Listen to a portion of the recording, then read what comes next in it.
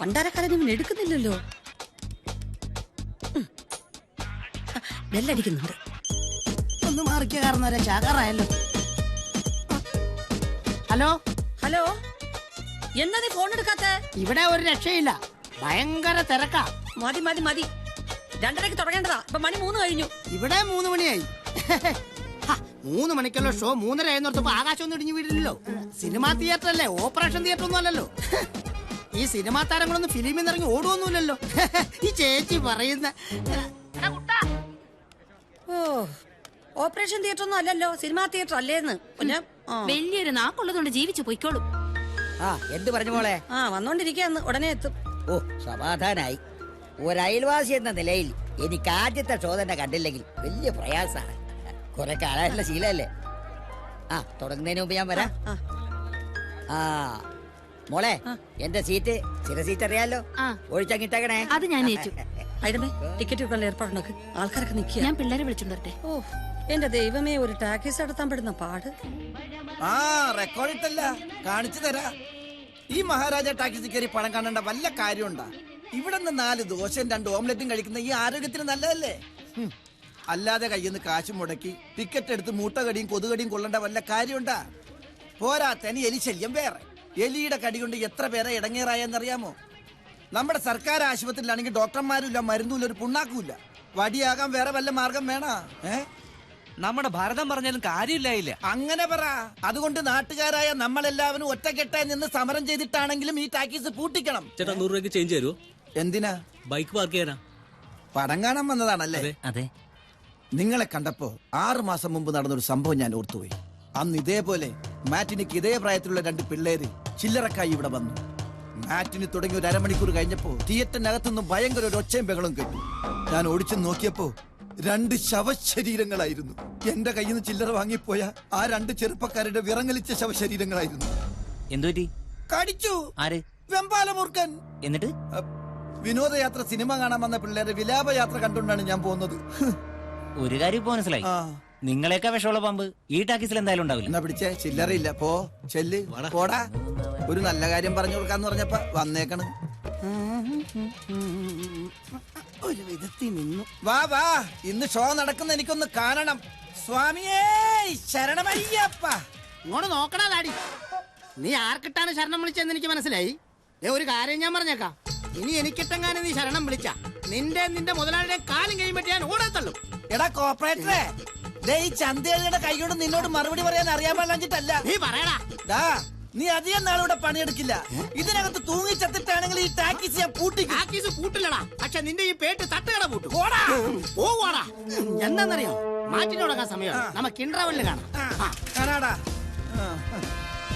മിക്കവാറും ഇവന്റെ കൈ ഞാൻ തല്ലി ഒടിക്കും. പിന്നെ ഇവൻ എങ്ങനെ സിനിമ കറക്കുന്ന എനിക്കൊന്ന് കാണണം. ചേട്ടാ, കുറച്ച് സാമ്പാർ വരുമോ? 6:55 തുടങ്ങിയതാണല്ലോ സാമ്പാർ വിഴുങ്ങാനായിട്ട്. ദോശ ബാക്കി ഇരിക്കില്ലേ, പിന്നെ എങ്ങനെ കഴിക്കുന്നത്? 2 ദോശ മേടിക്കും, 2 ലിറ്റർ സാമ്പാർ.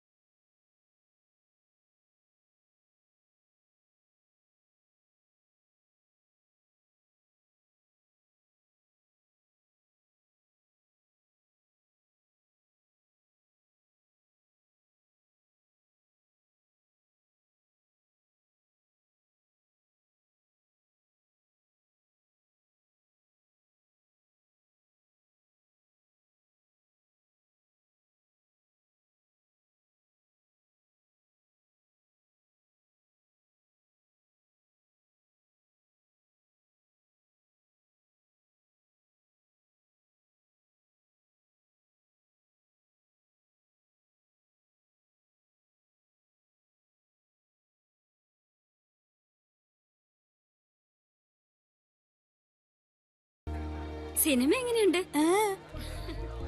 ഉഷേ, അമ്മയ്ക്ക് എങ്ങനെയുണ്ട്? കുറവുണ്ട്. രമയുടെ കല്യാണം അറച്ചല്ലോ, അടുത്ത ചിങ്ങത്തിലാ. ഓണത്തിന് എല്ലാരെയും കൂട്ടി വരണം. തീർച്ചയായിട്ടും. നല്ല പടാ. ആണോ?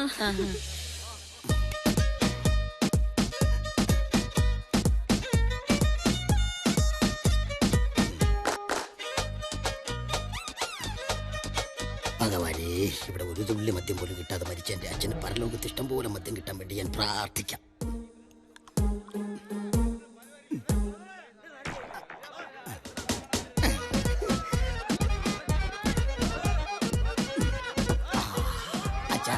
ഒരു പഴം ഞാൻ എടുത്തോട്ടെ.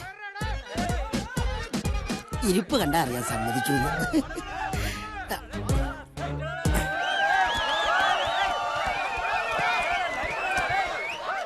ആ എല്ലാരുടെയും കണ്ണുവെട്ടിച്ചിഞ്ഞ് പോരുന്നോ? സമയം 3:10.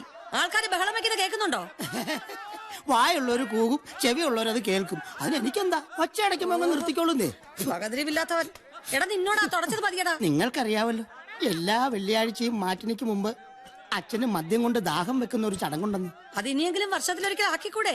പോരാ പോരാ, ആയസെത്താതെ ഒരു തുള്ളി മദ്യം പോലും കിട്ടാതെ ഈ ലോകത്തോട് എന്നേക്കുമായി വിട പറഞ്ഞ ഒരു പ്രൊജക്ടർ ഓപ്പറേറ്റർ ആയിരുന്നു എന്റെ അച്ഛൻ. ദേ തൂക്കിയിട്ടിരിക്കുന്ന ദാമോദരൻ. അച്ഛാ, ഈ മഹാനായ മനുഷ്യൻ രോഗശയ്യെ കിടക്കുമ്പോ മോനായ എന്നോട് ഒരേ ഒരു ആഗ്രഹം പ്രകടിപ്പിച്ചോളൂ. അതെന്താന്നറിയോ? അവസാനമായി ഒരു പെഗ് റം വെള്ളം തൊടാതെ വേണം മോനെന്ന്. ഞാൻ സൈക്കിൾ എടുത്ത് പാഞ്ഞു ലിക്കർ ഷോപ്പിലേക്ക്. കഷ്ടകാലത്തിന് നിന്ന് ഗാന്ധിജയന്തിയായി പോയി. ഒറ്റ ലിക്കർ ഷോപ്പ് പോലും തുറന്നിട്ടില്ല.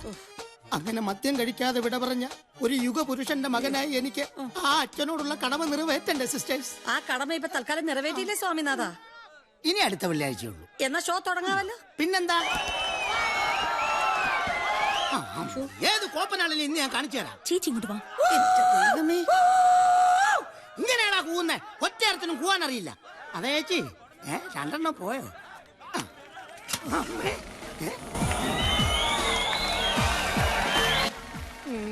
പടം തെളിഞ്ഞ്.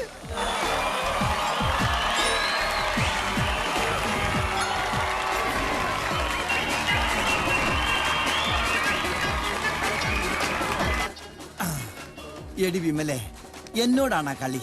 കറണ്ട് ഇല്ലാതെ എങ്ങനെ ഷോ കളിക്കൂന്ന് എനിക്കൊന്ന് കാണണം.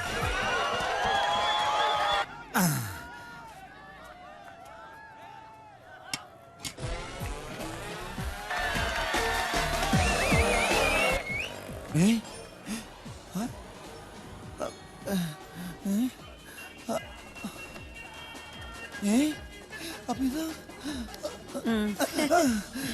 ഒരു പീസ് ഇവിടെ കിടന്ന് കളഞ്ഞിട്ടേ അത് ഇവിടത്തെ ആണെങ്കിൽ കുത്താലോ എന്ന് കരുതി വന്നതാ. നിന്റെ അണ്ണാക്കിലോട്ട് അങ്ങ് കുത്തിയാ മതി. അണ്ണാക്കി സൂട്ടാവൂല്ല. വെള്ളവൻ.